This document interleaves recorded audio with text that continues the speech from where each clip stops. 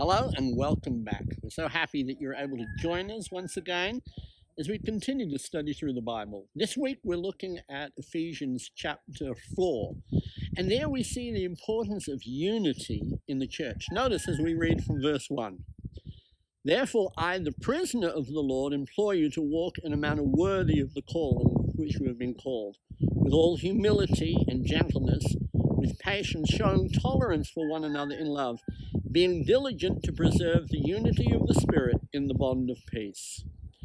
Here the apostle teaches us how we should be walking in Christ. That's talking about how we live as Christians in serving him. And notice what he says.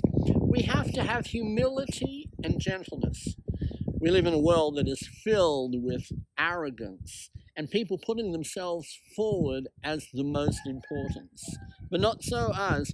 We have to have patience and show tolerance towards one another.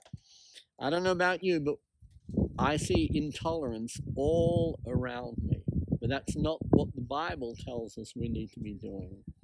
And we need to be diligent to preserve the unity of the Spirit in the bond of peace. And this is really where this chapter is going, this idea of the unity that's found in the church.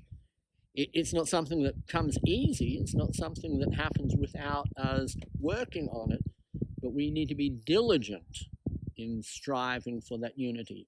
So we pick up the passage in verse 4. "There is one body and one Spirit, just as you were also called in one hope of your calling. One Lord, one faith, one baptism, one God and Father of all, who is over all and through all and in all."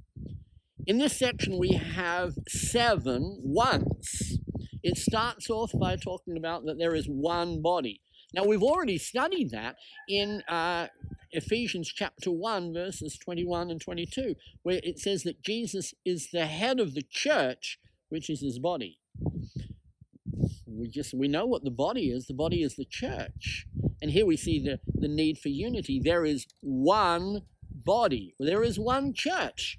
Now, people have trouble with that. But notice as it goes on, there is one body and one Spirit, just as you were also called in one hope of your calling.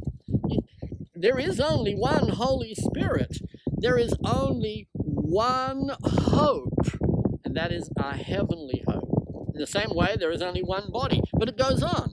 There is one Lord, one faith, one baptism. Jesus Christ is the Lord of lords and King of kings. There is no other Lord.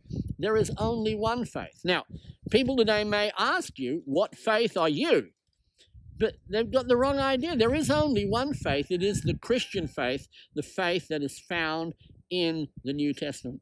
For us, there is only one baptism, the baptism of Jesus Christ, where he told us in Mark 16:16, "He who believes and is baptized shall be saved. He who disbelieves will be condemned." And then we get on to verse 6. "One God and Father of all, who is over all and through all and in all." Now, we notice we fully agree with all of the other ones in this passage. But we go back to the first one, that there is one body. We must not divide that body. We have to have unity in the body. Throughout the rest of this chapter, we can see the importance of it. We can see that we were given the apostles and prophets, evangelists, pastors and teachers for the unity of the body. We have to be diligent to preserve the unity of the body. This is something we continue to strive for. Well, I'm here at beautiful Bali once again, and we're very happy to have you here with us. We hope you can join us again next week. Thank you, and goodbye for now.